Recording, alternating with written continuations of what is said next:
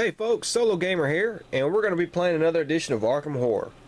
And on this edition we're going to be adding two new things. We're going to be adding the Kingsport Horror Board and a Guardian. But first let's go over the Kingsport Horror Board and see how it differs from the other boards and from the main board. As you can see, you put it here, and the way to get there is through the train station. And as you can see, it has new locations and new street areas, and it also has new otherworld locations. So we take these otherworld markers and you put them in the deck or in the stack of otherworld gate openings.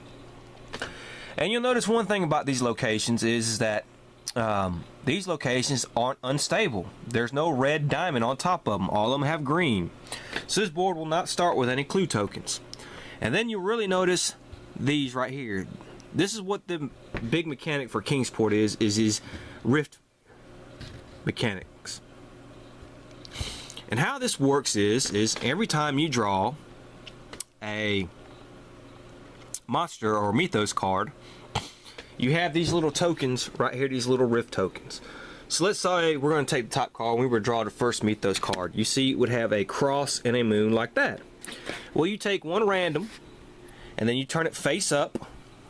Okay, and then you put it on the cross and the moon squares here. This is the white cross, as you can see, white cross moon, and you put it in this area here, and you put it anywhere you want. Alright, and when this fills up with tokens, this rift is going to appear at the gate on the mythos card for when the last token is placed on there. Alright, so you would take this rift, let's say the last one was independent square, and you would put it at independent square, right like so. But you would flip it over. Okay, and you see how it has a white circle. Alright, so let's go over how you get rid of rifts real quick. We'll do that first, and then we will go over what rifts do.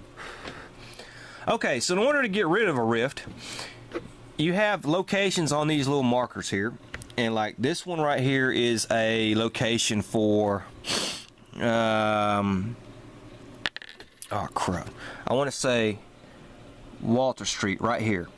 So that means you would have to go here and have an encounter. When you have an encounter there, you take that token off. Okay, and then when you take all the tokens off, that rift is gone. So it's very simple. Alright, so what do rifts do? Well, alright, rifts move on the board and they cause havoc. So let's say we were going to draw another mythos card. Alright, so we drew another mythos card, and as you can see, this one has a circle just like this has a circle. Okay? Alright, the circle is in the black where this circle would be in the white. Okay. So, okay, so what's going to happen is since this was a black circle and this is a white circle, all that would happen is this thing would move one space and a monster would be put there. Okay, now let's say this was a black circle. Okay, so not only would this thing move if it were a black circle, but then you would put a doom token on the doom track of the monster. So that's what the rifts do. Okay, they basically spread monsters every time they move, and if it's the same color as the movement, you would add a doom token to the doom track. So they cause havoc, and you need to try to get rid of them. Okay, alright, so there we are with that. That's what that does. Now,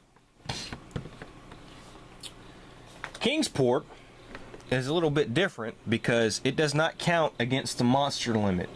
So this basically could be filled up with monsters, and it wouldn't count against the monster limit for the terror track or the outskirts or any of that. So that's where Kingsport's a little bit different from the other ones. Okay, and also you're gonna notice like certain locations, like let's say this high house in the mist, you can only get there from the wireless station. And you got to end your movement upon entering that location, kind of stuff like that. So it introduces stuff like that. Okay, and we have new location cards, And we have these new little cards here. These new, the Great Seal Unchanged. You get these, or the Captain of the White Ship and the White Ship. You can end up getting these cards and using the abilities and stuff like that. Another thing this expansion adds is the Epic Battle variant. Normally, you've seen how you battle an Ancient One if it awakens. Well, what the Kingsport Horde does is add something if a new variant if you want to have an epic battle. So what you would do is you have an epic battle. It has these cards, and there's like I want to say 10 green, and then they have 10 red. And you know what that means. Green is bad, red is even worse. So each round that you would start a battle with an Ancient One, you would flip the top card. Okay? And this time, this says that the Ancient One attacks first. Now sometimes the investigators are going to attack first. And it says the Ancient One attacks as normal. And then once the Ancient One would attack, you would have investigators attack, catching their breath. Each investigators each regain 2 points of sanity or stamina, split however they like before attacking. So that helps. But you have a little kind of like plot card that tells you what Cthulhu does during that epic battle. Okay? And that's who we're facing this go around, is Cthulhu. I'm not going to flip it over yet because I want it to be a surprise, but it'll have some text in there that tells you how he works. So we are going to be using the epic battle variant with the Kingsport. And we are also going to be using a Guardian. And this is Nodin. Nodins is the Lord of the Great Abyss. When Nodins is the Guardian, shuffle the Blessings of Nodin's deck and place it face down near the board at the start of the game. And that's the Blessings of Nodin's deck right there. Okay. Whenever an investigator gains a Blessings card, he also draws the top card of the Blessings of Nodin's deck and keeps it. Okay. Instead of making a combat check against a Night God, any investigator may instead have the Night God drop him into an open gate of his choice by invoking Nodin's name. Because Nodins is hunting the servants of the Ancient Ones for sport, their numbers are kept somewhat under control. The outskirts limit is increased by 1, so we get to increase the outskirts limit. And I'll just flip the top card of Nodin's Blessing and show you. You may discard this card instead of spending up to 5 toughness worth of monster trophies.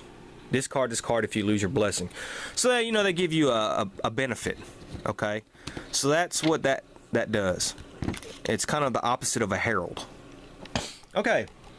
And who are we playing with? Well, we're playing with Rex Murphy. And he starts at the newspaper. And he comes with 5 sanity, 5 stamina. We did his speed and sneak, and his fight and will, and his lore and luck. He started the game with $3, 3 clue tokens. And he is cursed. He starts the game cursed, which sucks ass. Ugh. Anyways, he got a common item, which was kerosene. He got 2 unique items, an ancient spear and petrifying solution, which are good. And he got 2 spells, the yellow mist and mist of Rayla, and a disguise skill. Alright. And when Rex gains 1 or more clue tokens, he gains 1 extra clue token. Okay, Rex never checks to discard curses during his upkeep. He may only discard a curse by being blessed. So that's going to be a little bit of a problem. The other one that we picked was Wendy Adams. And she starts at the Bank of Arkham. 4 sanity, 4 stamina. Let's get her stuff here. She has, those are her skills. Oops.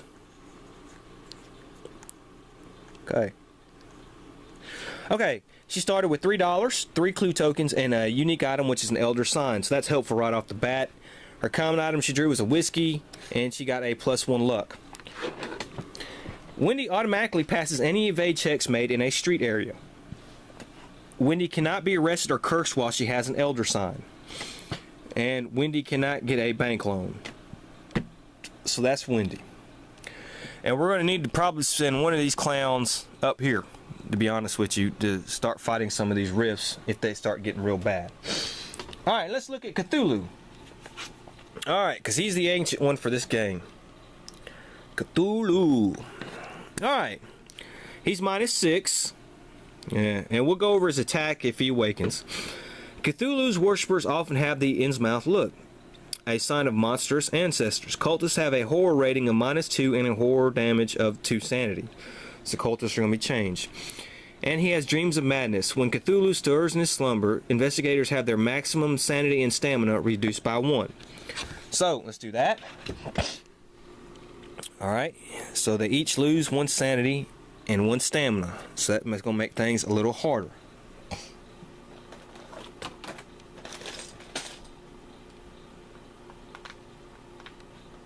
Okay. And so now we are about ready to go.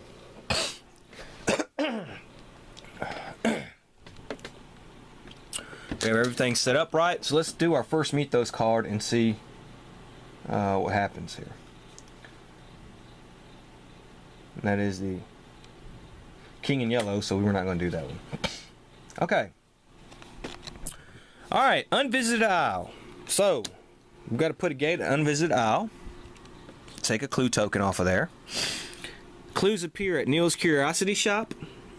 Okay. Put one there. Gardener's Place or Science Building. Well, put another one at the Science Building. We won't have any monster movement for this turn. Okay. So, each investigator may choose to lose 2 stamina to gain a retainer. I don't think that's going to happen. And let's put a monster on the board here. And let's put a zombie on the board over here. And now, of course, we have to pick a random location. And this is this one, and we got to put it on here. See? Okay. And there is our first Mythos phase. And of course, never forget the Doom token on the Doom track. Okay, so Rex will start first. He has a speed of 3. He's cursed, which sucks. So we'll have him go 1, 2, 3. We'll have him go there. He'll gain the clue token. And Wendy here, we'll have her go 1, 2, 3. And she will trade with him. Let's see.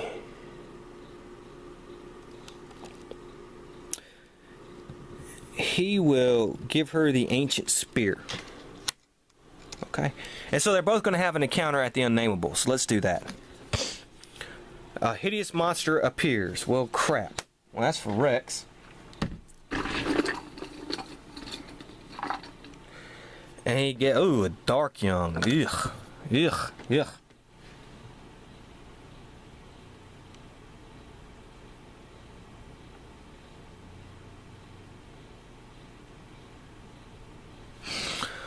Alright, -2. His lore is 4. He's cursed.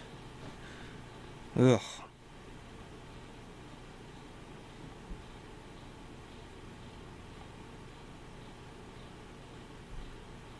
Okay, he's going to use, he's going to try to make an evade check. And he has a sneak of 3.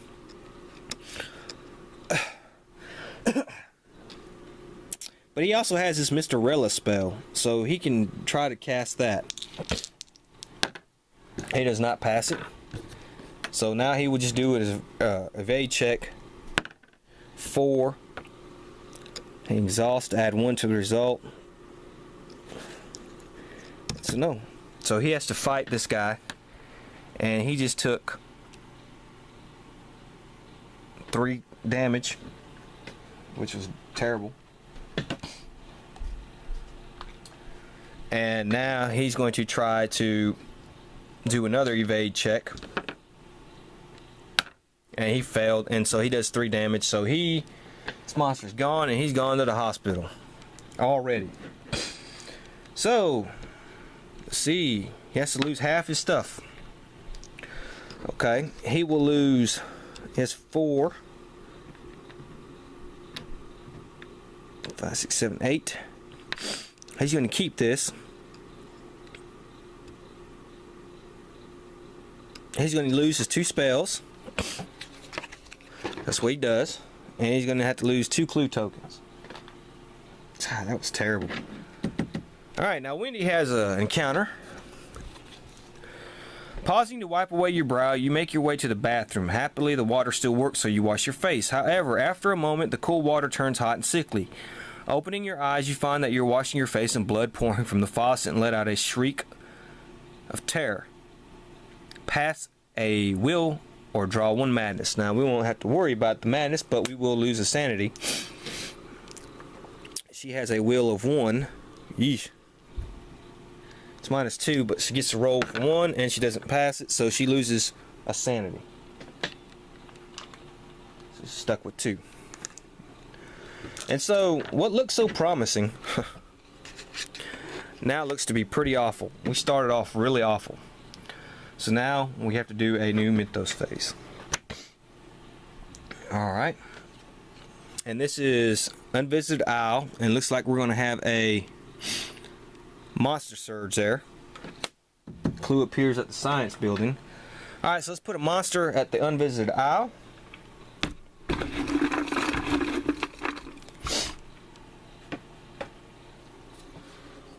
Ah, that's one of them damn proto-shagals. Ugh. Okay. All dimensional shamblers and hounds of Teledos and Arkham are returned to the cup. We won't have to worry about that. Of course, we have no monster movement, and now we choose one for the rift marker, which is this, and we put this right here. Okay. So it's Wendy's turn. Yeah, let's see what Wendy's going to do.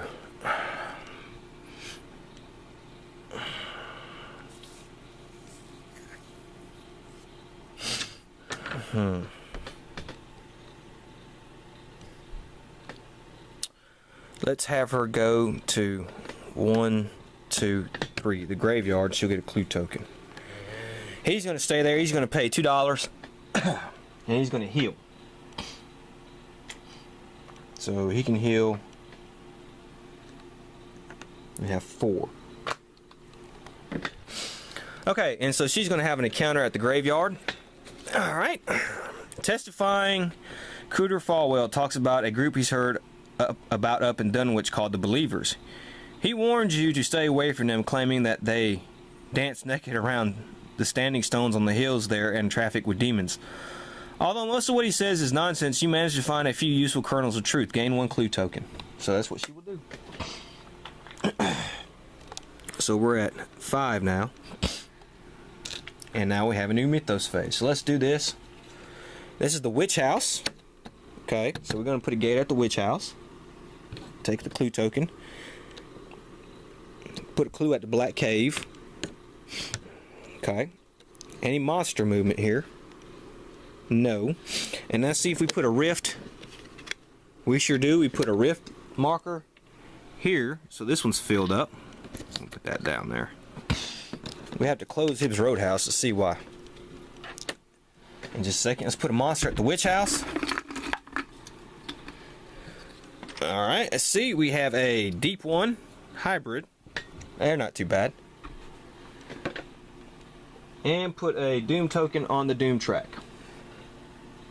Okay.